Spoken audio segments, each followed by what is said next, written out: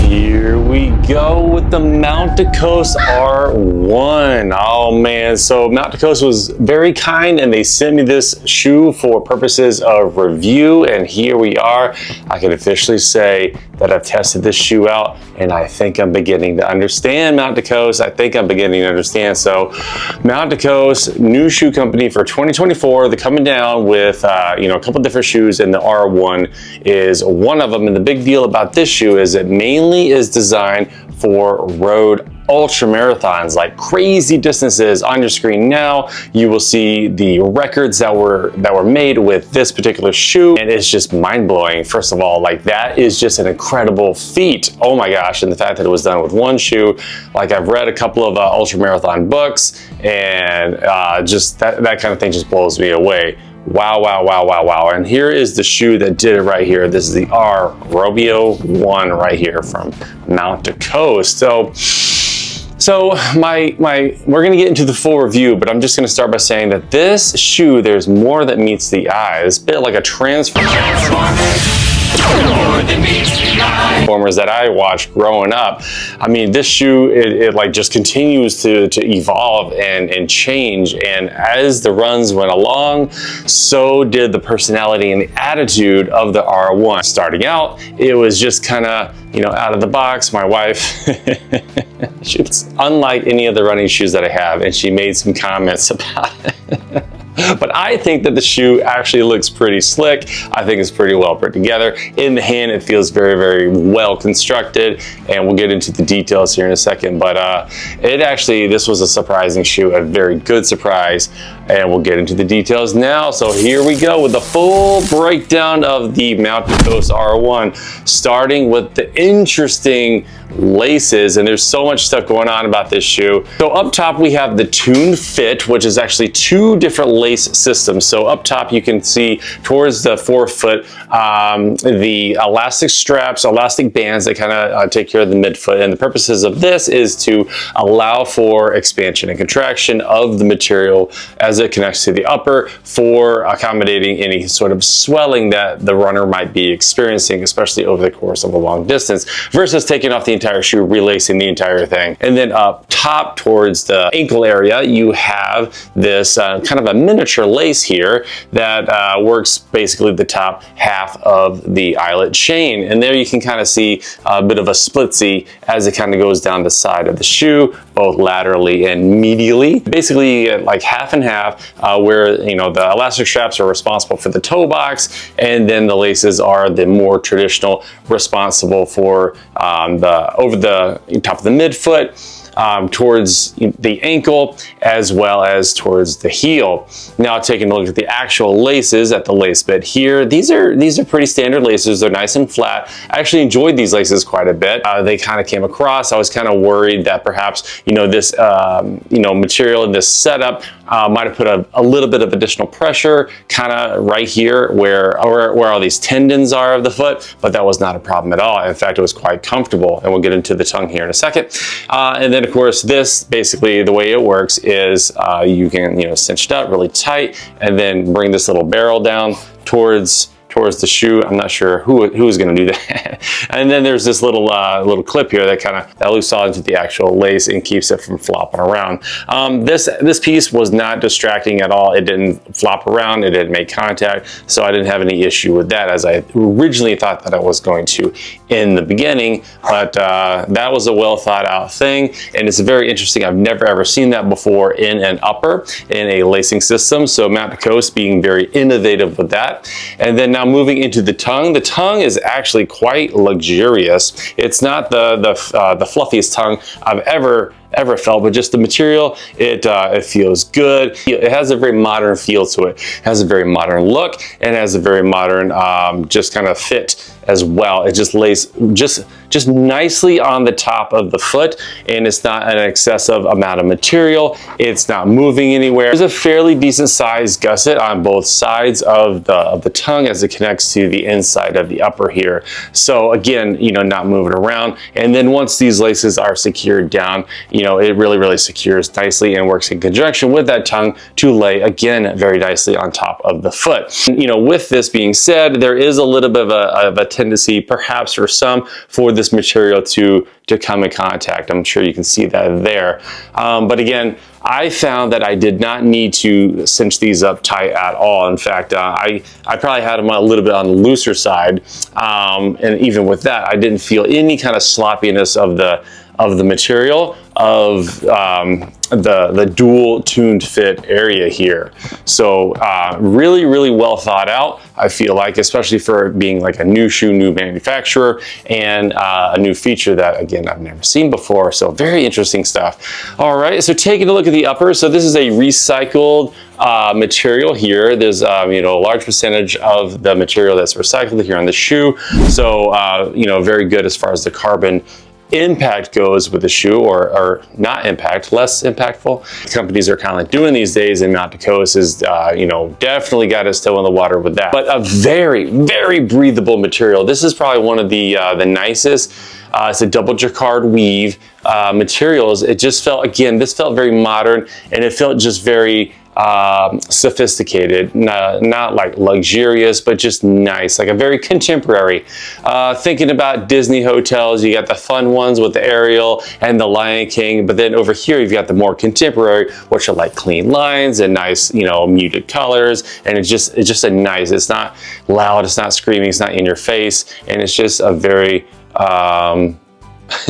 it's just a very modern, nice, very, very clean shoe. And, you know, with that being said, it's very functional.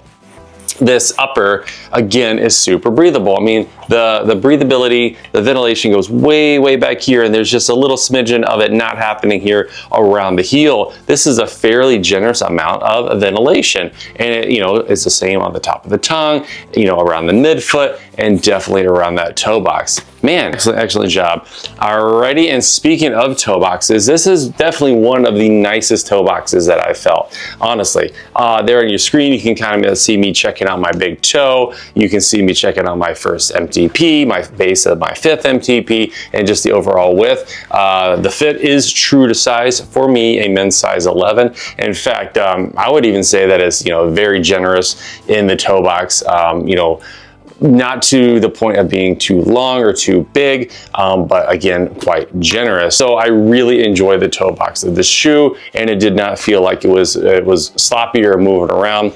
As I got going and got more used to the shoe, or better yet, the shoe got used to me, there was a little bit of a tendency for it to move around on the first couple miles, but again, things just kind of chilled out and got going and stayed super comfortable. Taking a look at these silver little barrels here, you can kind of see where the bottom of the elastic bands do attach, and then getting my hand into the actual shoe, just behind those silver bands, you can feel there is a little bit of a bit of material that works with the upper around kind of that base of the fifth and the first metatarsal.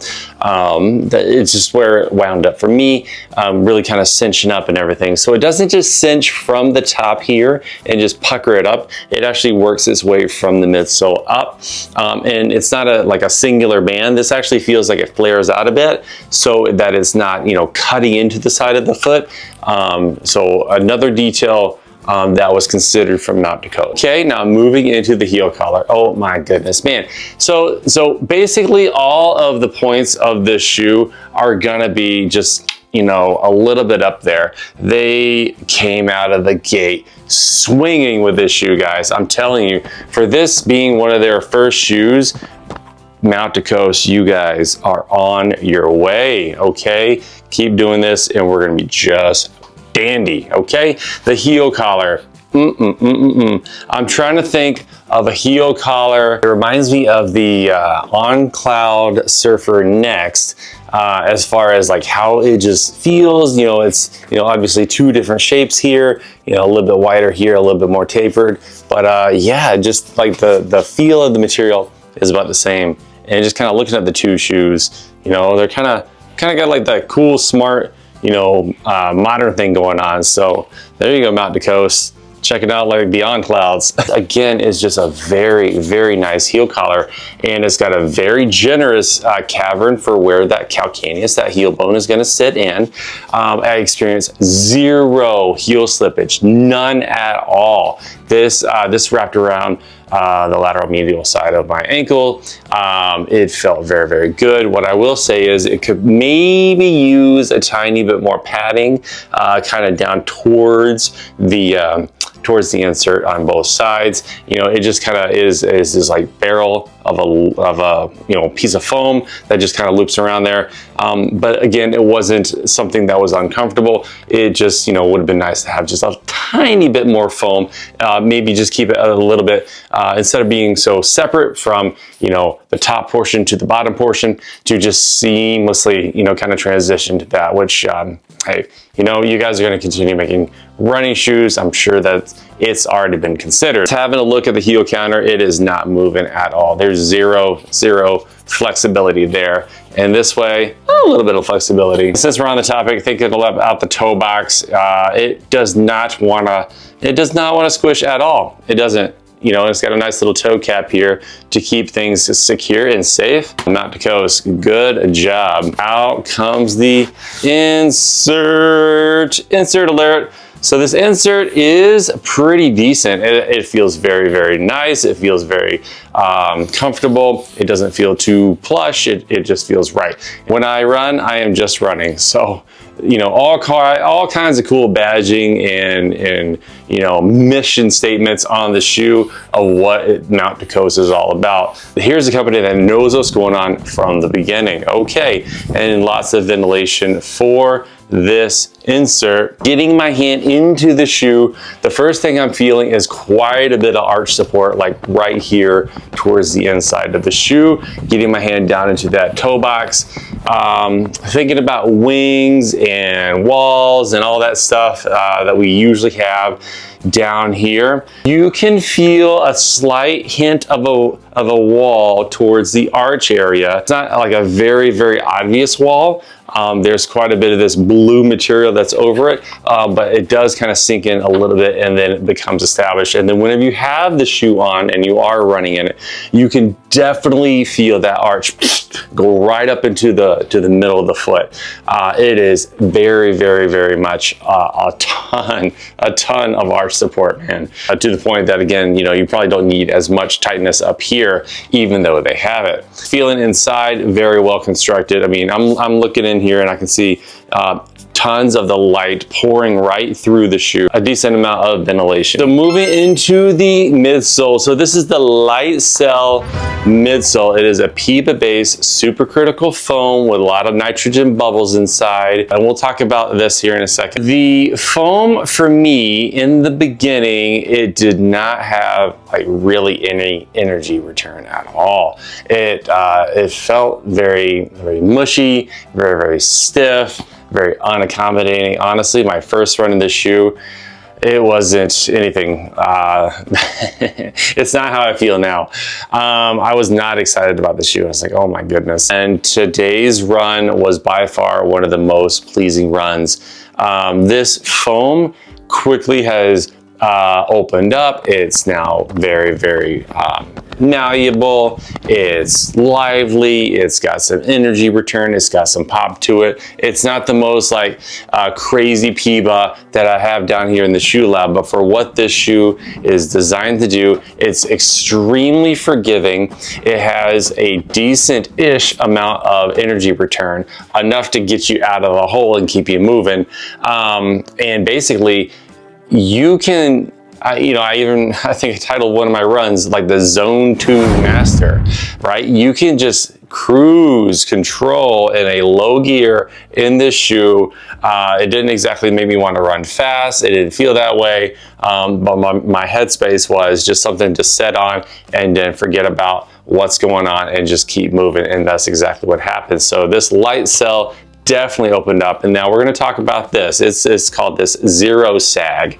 So the zero sag, as you can see, here's your big toe, and it works its way around kind of the underside of your metatarsals, the ball of the foot, and it kind of comes and shoots out here towards the lateral midfoot. There on your screen is a schematic of what's going on. So there's a different material here. Is BASF material, and what it's designed to do is just basically keep that foot steady moving along the more softer light cell and keep the what I would consider the arch and structure of the foot intact and keep it from sagging, especially over the course of many miles during a long run or a race. It just kind of arrives to your foot and keeps it intact, keeps the structure going.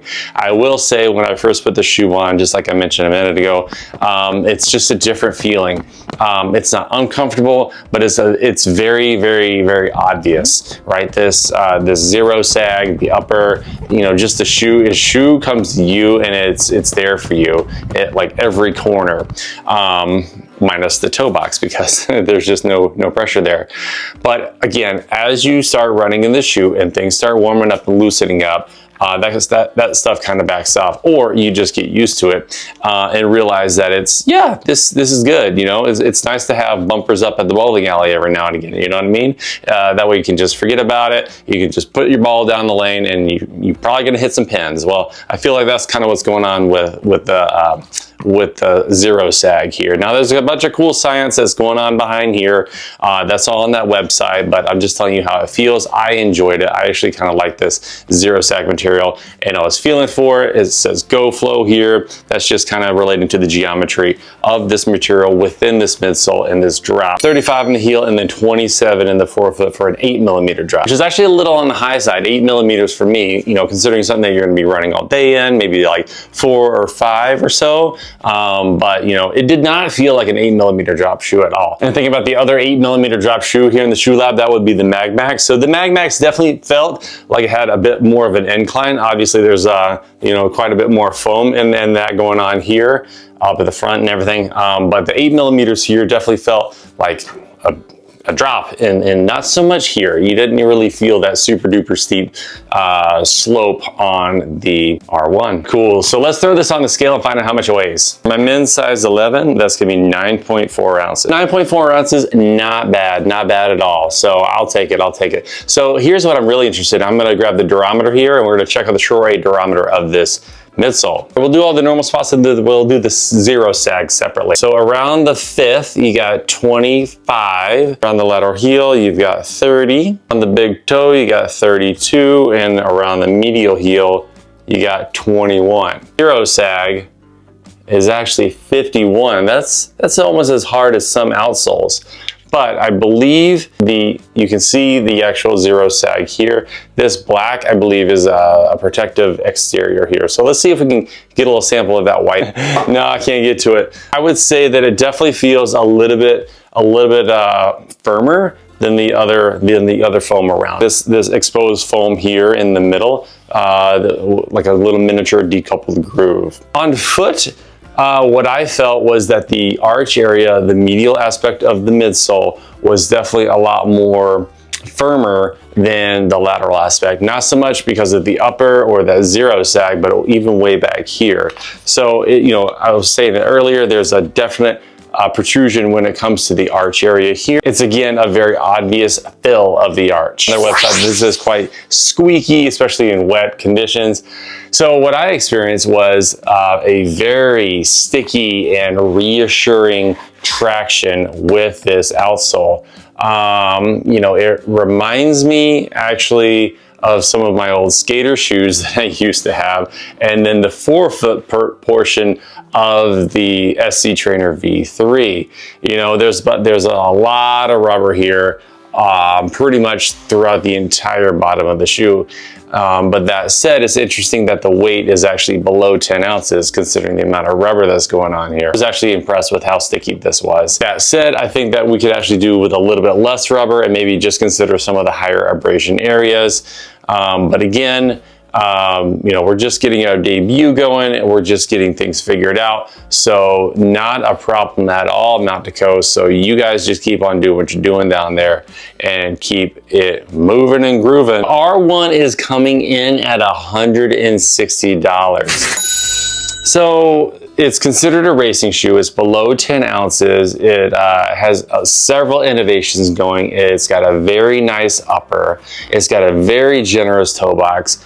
I felt that I was able to just kind of tune my brain out and not have to think about the run and all of that. It's kind of a one-trick pony in a way, right? It's kind of that cruiser like I did there on your screen. You can kind of see me going a little bit fast in it. It really didn't want to go fast. It was just, it was me doing all that work there. It really just wants to cruise along and not be messed around with, and just kind of take the wheel. This is the R1 for $160, and then the S1 beneath it is $10 cheaper at $150. That's more of a daily trainer. And then there's a P1 that is a bit more of a stability shoe, also for $160. So again, Mountain Coast was very kind to send this shoe to me. But would I reach out for it? Would I buy it? I would definitely consider it. I would consider purchasing this shoe because of the way I experienced its awakening and how it really opened up, and that the foam really spoke to me. If I tried this on in the shoe store and it was brand new, with those first couple of minutes, I probably would have put it back. You know, with that, I can definitely see how you would get your money's worth out of this shoe. It's built like a tank. It's gonna go for a while. There's tons of rubber on the outside.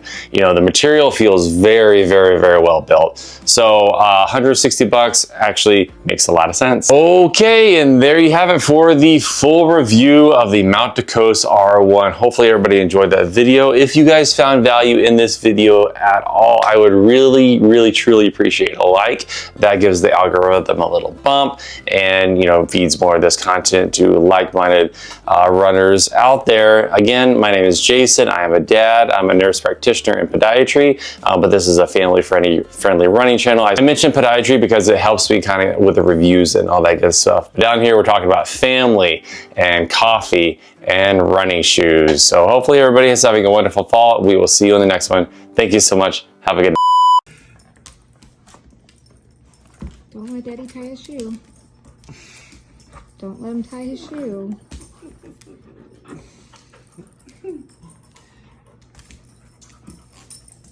Don't let him tie his shoe.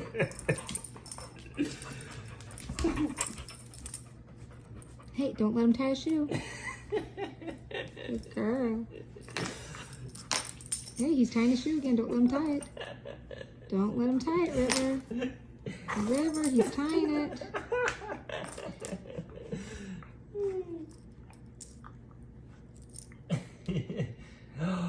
He's tying it. Hurry. Get him.